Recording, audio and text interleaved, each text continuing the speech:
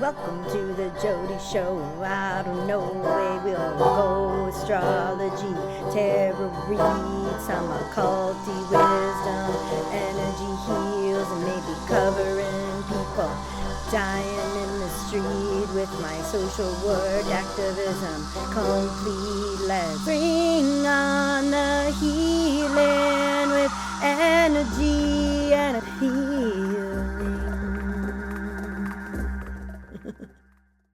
Good day, everyone. Welcome to the Womb Room. My name is JODI Pongratz, and I am here to help us take a look at this Aquarius full moon. Let's get right to it. There is a lot of stuff happening in the sky. I provide astrology and tarot reads. So if you're interested, hit me up, Buttercup. Let's see how this goes. Okay, so I did know how to do this a second ago. Oh yeah, easy peasy. Okay, so here we go. So let's take a look at this. We have a full moon in Aquarius at 27 degrees on Monday, August 19th, 2024. And now this happens at 11:42 a.m. Pacific time. So if you're West North America and such, then if you're going other parts of the lands, you have to look up your own stuff for now, as I need to focus here. I'm focused. Okay, so I just wanted to show you here. We have this, what we have every full moon is the sun is across from the moon here. Lighten it up. It's the brightest that it can possibly be in the sky. We have a indication of how the fruits of our labor is now bearing fruit or not, depending on the seed and the intentions we planted 2 weeks ago when we had the new moon in Leo. So this happens with each and every month or month, as to quote Timothy Halloran of Rasa Lila Healing. I might drop a couple of my little gurus in the mix because I just want to honor that I am an intermediate and or advanced, if you whatever. I write and read astrology, but there's always room for more layers, and I definitely am so grateful of the tutelage that I've had over the last few years that I've been reading and studying. So let's take a look at this. So here we got, I'm highlighting this sun in Leo. So a sun in Leo is a really, if you hear like little scratching sounds, that's my guinea pigs drinking their water. I'd show you them, but they need to clean their cage first. Clean your room. Anyway, so this 27-degree point in Leo, this is really fascinating, actually. It's like Leo is all about the heart, the lion heart, right? It is the strength card in the tarot deck. And Leo is all about self-expression and play forward, and they inspire others to play, simply put. The shadow side can be a little bit impetuous, impulsive, maybe doing things for the sake of attention, and or saying things for the sake of attention if we're talking about shadow side. And we have this Mercury right there conjunct that sun there, just 15 minutes apart. It's not, sorry, a whole degree and 15 minutes, sorry. So yeah, so this is like, just recently Mercury retrograded out of Virgo, his home sign. He also has Gemini as his home sign. So he's doing the good work of making us reflect on maybe some sharp words that we could currently be desiring to express, right? So, but at the same time, it's any Mercury retrograde is going, or any planet in retrograde is an inner reflection time, especially with Mercury. It comes to the day ins, the day outs. That's why people get so frustrated and talk about like, don't start anything on Mercury retrograde or whatever, but whatever, do what you got to do. You got to live your life, right? The only thing is you might have to do it twice with Mercury because Mercury, as I said, rules Gemini. And so this is the binary sign, right? This is the back and forth, the squirrel planting acorns from burying them in one side of the tree and then scurrying across and burying them in the other side of the tree and going back and forth. And you're like, what what the F? Why is the squirrel doing that? That makes no sense. But to the squirrel, it makes absolute sense. And the squirrel is collecting these nuts and moving them around and really making sense of like the most formulaic way of setting out their harvest and or I guess with the squirrel, they kind of forget where they lost things. So very busy. You know how it feels when you're busy, busy, busy. And right now there is a lot of busyness in this sky. You could be feeling that in like intensely. And I'll get back to why. So here Mercury rules that Gemini sign as well as that Virgo sign. He's just transited out of Virgo in the early degrees, and now he's in the late degrees of Leo, and he's going to keep doing his little breadcrumb trail here, having us like really just think before we speak and or before we send that email, maybe check it twice so you don't have to do it again, and or before maybe making any purchases or jumping into a new project and or these things, like just consider it. The sun here at 27 degrees opposing that moon is really shining a light on what we intended maybe in February, even if we actually follow the proper many moon cycle. It's a 6-month cycle that we have the new moon in Aquarius in February, in Aquarius season, when the sun is in Aquarius. And then over a period of 6 months, then the moon is opposing the sun in Leo now at 27 degrees in Aquarius. Now, Aquarius is a hot topic these days, and for many reasons indeed. Aquarius is an eccentric sign. They're the engineer, they rule the brain and the nervous system. So if you feel like overly stimulated, that ain't for no reason. Consider trying out some somatic healing, some yoga, some breath work, bare feet on the ground, just to, quote many people actually. Pam Gregory says that every podcast she lays down. She's another astrologer that is highly recommended. I'll just lay all of them out there that I think you should check out. And I'm going to try and keep this as short and sweet as possible. Aquarius is a hot topic, you see, because here in Aquarius, the engineering sign, the collective, the humanitarian sign, you might have heard that song, The Age of Aquarius, from the Hair soundtrack. Well, there's we are entering the age of Aquarius out of the age of Pisces, just to talk in grand themes. There's a lot to cover here. So these are all for other videos, but especially regarding this Pluto here. So see how they're in the same sign here. I really want to highlight that Pluto there for a second at 0 degrees of Aquarius. Now, Pluto is also in retrograde. You can see that his digits here are in red ink, as opposed to, let's say, the moon is in black ink. That means he's stationed retrograde. He's moving backwards. So he's going to go back into Capricorn, where he has been renting Capricorn since 2008. Think back to what happened in 2008. I will let you do your own thoughts there. But here you might not know, it's not maybe as commonly known if you're not in the world of astrology. 0 degrees of Aquarius is where the grand conjunction happened between Saturn and Jupiter. So this is a very important point. It is, I remember being excited 3 years ago, not knowing what the F I was talking about, just being excited, like, we're in the age of Aquarius, everyone, all right.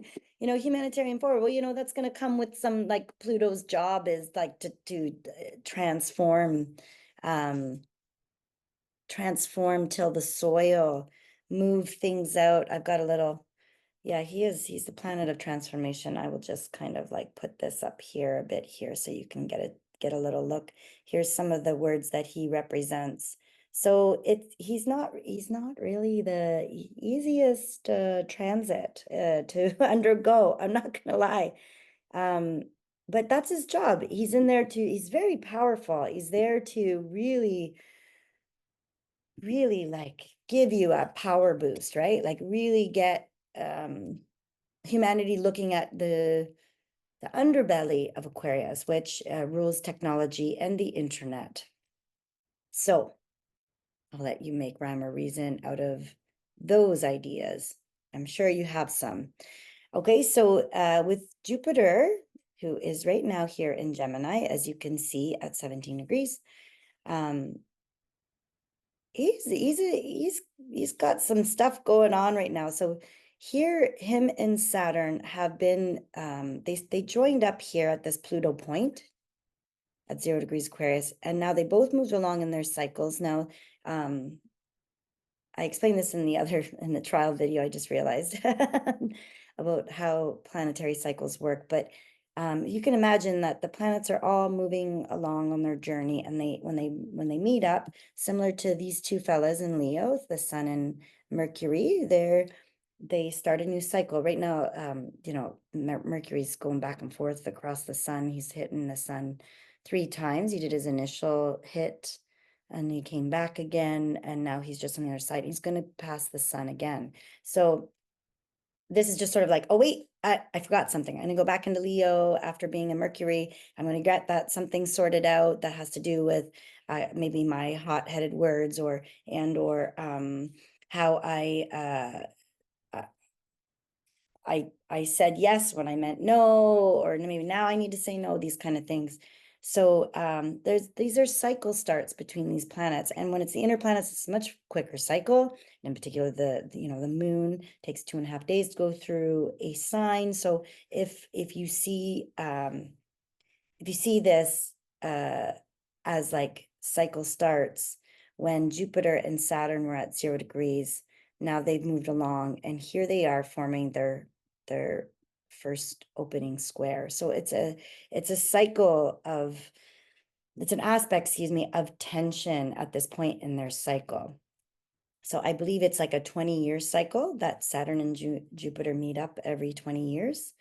And right now, it's been 4 years since that date of December 21st, 2020, when they entered Aquarius together and conjoined, and now have moved along. And now they're having their first opening square, which is a crisis point. You can see these red lines are tensions in a chart. And this square is going to be, who goes first? Who is like, you have your ideas about how you think this pattern should go, how this journey should go, and I have my ideas. These two planets have very different meanings. Saturn being a planet of maturity, and basically his job is to hold us responsible for various things. He is the gatekeeper. You cannot pass unless you can't get through the gate unless you've done your homework, let's say. So if you haven't done your homework, go back and do it again. Go back to the end of the line. This is Saturn. Saturn will say no. Saturn will restrict you. Saturn will constrict you, but Saturn will reward you. So hang tight, kiddos. We'll see how this all lines up. So then we have Saturn squaring in a tense aspect to this Jupiter here. So Jupiter is all about expansion and yes, yes, yes, more, more, more. So they're very opposite signs. So, and Jupiter in Greek mythology is Zeus, and Saturn is Kronos. So they are brothers, I believe. So all these outer planets are in action, and there's different things going on. So Saturn in Pisces is a very spiritual sign. And so Saturn is checking those false gurus. Saturn is checking you, and are you trusting the right things? Are you surrendering that which you need to let go of? Or are you letting go of too much? Are you not putting the work and effort in that will bring you what you need to make it through this test, to feel connected to your higher self, to feel the one love sort of framework that is the Bob Marley sign, I like to say, right? So there is a lot going on here. So this is what Saturn's doing. This is what Saturn's up to, let's say right now.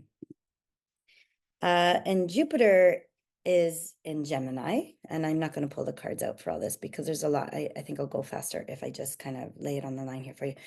Jupiter is in the data collector's sign, and this is important because he's also conjunct that Mars here, and they, and I've already explained that this is very busy energy, very busy, very mutable energy as well, and they were both squaring that Saturn here, right? So there's like this crisis, this tension, this first point of the cycle when you're looking at this this seed you planted, let's say, or whatever seed you believe was planted as a collective in December of 2020. Here we are with this first opening square. Now, I'm just sort of focusing on the personal, but just like in terms of like, this is like really big stuff. And like Steve Judd says, this is like the biggest full moon he's seen in his 40 years of a career as an astrologer and reading like upteenth amounts of charts. He's like, he reads like 10 a week. Like he's done a lot of, and 40 or whatever it was, 30, 40 years. That's a lot of reading. So this square is like, it's a crisis point, but it's very much riding the waves. Like, crisis will push humanity forward for evolutionary sake. It will help us. Like we all have squares, oppositions, we all have red and blue lines in our chart, but it's meant to challenge us so we don't just sit on our asses and not do anything with it. So there's a lot of themes about the internet, about the information, careful what you believe out there. Everything's changing. This is very mutable energy. Pisces and Gemini are both mutable energy. That's changeable energy. And they're in this T square. It's not just Mars, Jupiter, and Saturn here in this tense aspect, but look at who's right across the street here from Saturn here is good old, Venus. Okay, why can't I highlight you? She's like, I'm hiding. This is awful. She's so upset. Poor Venus, she's all by herself there in Virgo. And it's definitely like a quieter sign from what I gather. She represents our self-worth, our self-love personally in our chart, our resources, shopping. Woman rules shoes, And here she is in Christ. She's like Libra and Taurus's planet. So all about harmony and beauty and these types of things. And here she is in Virgo, she's trying to make a plan. She's trying to organize herself. She's trying to demonstrate her self-worth by basically lining her shit up. And it's like she's so distracted by these little effers in Gemini here, right? They're like they are and here's her boyfriend like siding with this expansive planet. So who knows what they're engaging in over there. Like all these like psychedelics or something. No, for them for this it would be more like a speedy one, right? It's like they're moving fast over there, and she's just like, okay, all right, let's take her easy. Let's be accountable to the earth, right? She's in an earth sign, and these guys are in an air sign. Okay, so here's this T square. So this is very this point between these three are like spinning out between the higher self energy themes. We've got water, earth, and air. And so across here is the fire with Sagittarius. And this is like, as they say in this kind of aspect, like these are the apex planets. So these are the ones you're really focusing on. And that would be in the data collection magician sign of Gemini. There, the missing chair leg to this this T square is is Sagittarius. And Sagittarius is and these are all these are all mutable signs, by the way, so it's very changeable. So having like the eagle eyes view, the looking at things from the big picture, looking down, you know, with your beliefs and your you know, just soaring above it all. That's, if you zoom out, you know, maybe you'll see how like these little minuscule things that is like batting your head back and forth around, that's going to be maybe the calming agent amidst all this change. And, you know, be careful what you believe out there, because it's all going to change, right? So in terms of like peace and harmony and one love and, you know, the higher self and the belief systems and the data collection and the information, blah, blah, blah, blah, right? So this is one of the two T-squares. The second T-square we have is between the moon and the sun. So they are at their midpoint in this moon cycle, right? And they had the new moon in Leo, not just a couple weeks ago. And now we are looking at this full moon, and the moon is bright, and we can see what the intentions, what the goal setting, what the wishes we put out there, what we were expressing, what kind of, I'm trying to remember what that moon was all about, but it was a very lovely moon, you know, it was a very lovely moon. And it was easy to maybe feel good. And this is the thing too, right? Like during these crisis points, like there's a lot of red in this chart, but during these crises points, we can feel harmonious. We can tap in like, you know, whatever your ruling planet is. It's said like you can go to your ruling planet and tap into your Jupiter, for example, your benevolence, your I mean, they are, you know, like, and really tap into what they have to give for you in your chart, like your Venus and your Jupiter, like whenever you're overwhelming. You know, right now in the transiting sky, they're a bit compromised. They're not in signs they particularly like, but you know, and they're both my ruling signs. I'm not gonna lie, these benefics, yeah. So you know, back to everyone. So, and what a great note, because 27, or excuse me, Aquarius is the everyone, it's the collective. It's very lovely energy. It's humanitarian forward. So this is the age that we're entering into, but it's not about lining up and doing, you know, standing in a line and being a robot and doing everything, because this is the shadow side to Aquarius, you see. And there's no getting around it. This sun is not going to let us turn in, like we still have Leo there, we still have the lion heart, we still have heart forward energy. And while Aquarius rules the brain and the nervous system and like these very stimulating parts of the body, you know, this is what how we balance with the opposite sign of Leo, as we bring it down into the heart, you know, and that heart energy leads. You can do a meditation around the heart. Anyway, maybe I will provide something along those lines, but I'm just going to kind of, there's a lot in this chart to explain. Let's keep going. So Aquarius here is is ruled by this Uranus here in Taurus at 27 degrees. Look at that famous number here. Squaring. Here's your other T-square here. Uranus, the ruler of this full moon, is squaring the moon, the sun, and Mercury too. So what the heck does that mean? Uranus is about rebellion, revolution. It's about the higher, it rules the higher mind in mundane astrology. It's the zapping codes of downloads that you receive from the cosmos. I should turn that into a song, right? He's obviously in my chart kind of prominently, very Uranian critter that I am, but it rules our species. So it's interesting because you know, we call it the collective. We call it, you know, us human beings. And, you know, we're evolving into these like and there's a lot of theories that you can research and find out, what resonates for you in terms of your belief system, because some of the stuff's way out there, right? I mean, I love that stuff, obviously.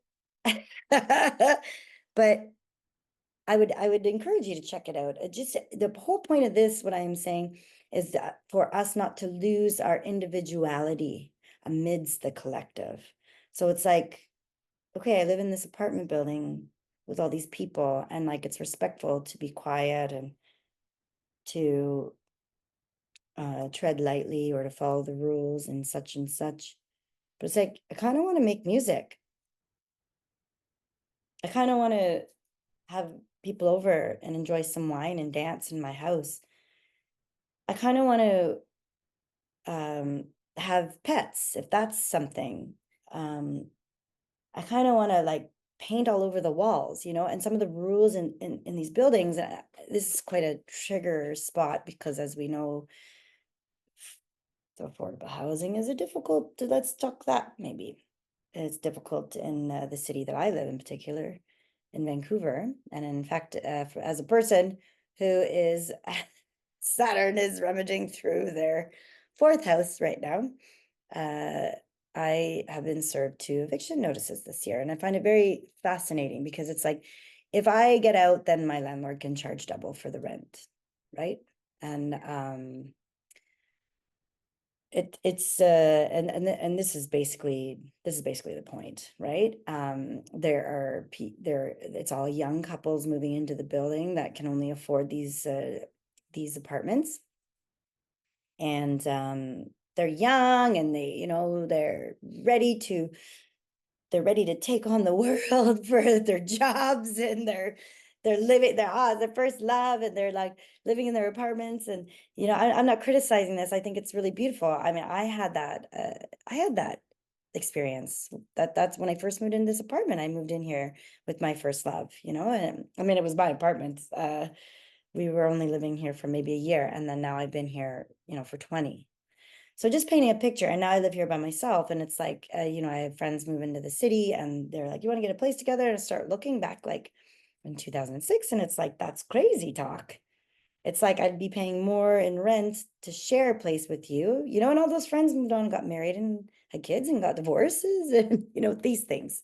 So it's like, I've held this fort for a very long time, and I pay for it by myself. And I've had to make some sacrifices to keep it, right? It's like, I can't just like have a subletter and up and leave, because I'm not going to be awarded that permission, because my landlord wants me out, that kind of stuff. And it's like, at what point are we stifling ourselves in order to fit into a box? Literally, this beautiful space, as you can see, the womb room, I highly adore it. I put a lot of heart into this place and my space. But it's like, at what point am I stifling my life to fit in a box? These are the questions that I would like people to consider when considering the themes around Aquarius and such. Okay, so let's get back to the chart. Thank you for that little interlude. Okay, so here we are at 27 degrees of Aquarius, and this is asking our humanity exactly those questions. How are you living? All right, well, Uranus probably has something to push us into, because Uranus rules like sudden changes, like it'll shock you and rock you, and like with the harsh aspects, these squares to the sun and the moon, we are going to be feeling this personally. And especially if you have planets or points at any of these degree points, like the mid degrees of the mutable signs, because if you have mid degree in Sagittarius, it's going to be opposing this Mercury. You'd be having that extra chair leg. You'd be really demonstrating to others like how important it is to put that fourth chair leg up. You know what I'm talking about here with the T-squares. There's 2 here. Do you have late degrees of the fixed signs? Anywhere between 23 to, I'd say 29. We'll just sum it up like that. even more. But any of those in the fixed signs, uh, the fixed signs, this is a fixed sign. I mean, excuse me, Uranus and Taurus is a fixed, that's a fixed sign. So I actually am going to read you, because it's a new placement for Uranus. Uranus takes about 84 years to go around the chart. He is ruling this moon, so I thought it'd be important to read from the Sabian symbols here. If you can see this in my little side screen here, the astrological mandala. It's like each degree point in the chart has been channeled by Dane Rudier. So this 27 degrees at Taurus, this is going to, Taurus rules the financial markets. And also in terms of the personal, it's like, that's Venus's sign. That's Venus's house. It's a self-worth. It's our own personal resources. It's what we share with ourselves in terms of, like, let's say positive self-talk or negative self-talk, as the case may be, how we build our hearts up so we feel worthy and valuable to live a good life. And if you aren't, Uranus is going to have something to say about that, because he do rule lightning bolts too. Okay. So Taurus, 27 degrees. This is it says here, an old Native American woman selling the artifacts of her tribe to passersby. The keynote is a peaceful adaptation to collective needs. Interesting. You like my story about living in a box? How can I win this eviction peacefully? Just kidding. In contrast to the impetuosity of the Spanish serenader, that would be the 26 degrees where Uranus just left. This 27 degrees of Taurus, we now see the quiet and smiling face of an old indigenous woman offering for sale the traditional products of her tribal culture. She too is functioning within the culture which has been sustaining her activity through a long life, bringing to her personal peace and inner contentment. In old age, the power of the collectivity once more reasserts itself, overcoming the perhaps wearying effort man makes to assert his uniqueness and individual character. Now, isn't this all things Aquarius?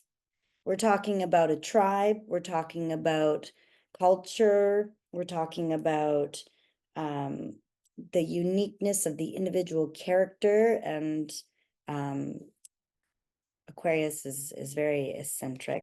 But this speaks to the importance of there. It's like she's just like, this is how she's providing for the collective. This is how she is giving back. This is how she is expressing her individuality, herself, from years of skillmanship, being an artisan, and it's bringing her peace to, like, as people are walking by, you can see it, that she is providing. It kind of reminds me of, like, when I was in Mexico, those young women that would, like, they'd have a baby on one arm and then they'd have like an arm, like the other arm would be covered in bracelets, and they'd be like, here, you want to buy my bracelets? They didn't speak any English, but they would do this to tourists and be like, for $1 or something, not even, you can buy a bunch for $1. It's like they would sit there and make them by hand. It'd be like the way for them to make like a supplements for their income, because I'm not sure how they were living. I mean, I did see a lot of poverty in Mexico when I was there. I went off the beaten path. I didn't just stay in the tourist zones.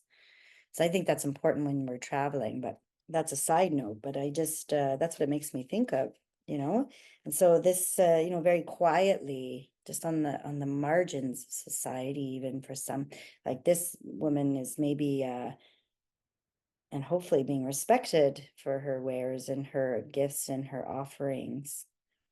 But I know, like, there's a cost to individuality, especially in this day and age, where it's like if you fall too out of line, you might be on the streets, right? I see this. I work in the downtown east side here. And it's very interesting. It's like almost like this fear-based living. You know, are you living with fear forward in your steps by steps by steps when you make your decisions and your choices in the day to day? Or are you living heart forward when you take your steps in your day to day? And are you quantum jumping? You know, that's very Aquarian. It's like, screw it all. Don't worry about those baby steps. Why don't you just like leap over that shit and jump, like supplant yourself in the life that you want? And this takes a very strong, it's a lot of inner work. You know, you can find these sort of like quantum jumping videos all over YouTube, but I'll leave that with you to if that's your thing. I know I like it. At this second stage of the 12th five-fold sequence, the aging mind of the individual peacefully reintegrates itself into the psychic matrix of her group and culture in serene adjustment to the vital needs of the whole of which she sees herself as a fleeting part. So it sounds like, yeah, this is very Aquarian. It's like she's fitting into the, you know, she's not fitting into the hive mind, but she's adjusting herself peacefully in a way that she can still work in the mechanics that is society, because that is what Aquarius rules. It's very much about society. It's very much about culture. It's very much about our tribes. It rules the 11th house of groups and friends and wishes and dreams. And it's a star card in astrology, if you follow all that. So this is like really lovely. I really love reading these cryptic messages. I hope that this has been helpful for you. I've barely scratched the surface on this chart, but I mean, I think it's time to sum this up. I actually am having to make my way to an open mic. I think, bring all your talents and gifts forward at this time. The full moon, howl at the moon, get for a walk, do a meditation, ground yourself if it's too much, perform some somatic healing, go for a swim, go near a waterfall, do all those things, and just remember, like, this igniting energy that Mars is bringing to Jupiter, those little pesky buggers in Gemini, squaring Saturn and Pisces and Venus. Don't let them overpower your heart. Like, do self-loving things too. Like, really take your time to love yourself. And if you feel inclined that you need a little support with that, I do readings from the womb room here in the east side of Vancouver. If you're, or also online, if you're elsewhere in the world, if you want a personal reading for astrology, that takes a little bit more time. So they are a little bit more expensive, but you can find all the information in my website link below. Thank you so much, everyone. Party on, people, keeping it real, just try everything, do everything right now. And, just take it easy, rest when you need, alchemize yourself, climatize yourself, alchemate yourself, somatically heal yourself. Just do what you need to do to get through this whack-a-mole time, and like shut your devices off for a bit. Try not to listen to the news too entirely, because it may lead to overwhelm, especially during these times. But yeah, I like hearing the little bits and pieces around me, because it's hella interesting out there. Like, just ride those waves, right? Like those crisis points between like Saturn and Jupiter, like this, who's going to go first, who's going to win? Like, is it our spiritual practice or our information? And like who's got, who's this, like this stoplight energy that is these T squares? Like, the focal planets are for these T squares: Jupiter, Mars, Uranus. So if you want to learn more about those planets in general, you can find out information all over YouTube. So I keep kicking my little light table. It's actually my little festy table that I take to music festivals and such. And I do party trick reads. If you want group reads, by the way, if you're actually having a party celebration yourself and you want to hire fast reading tarot reads, I do those as well. That's That's actually a specialty of mine. So, let's have some fun with this healing that we are doing, this deep diving, and this intuitive sparkle that is the star energy of Aquarius. So enjoy this Aquarian full moon, everyone. Much love. We'll see you on the other side. Welcome to the JODI show. I don't know where we'll go. Astrology, tarot read, some occulty wisdom, energy heals, and maybe covering people dying in the street with my social work activism complete. Let's bring on the healing with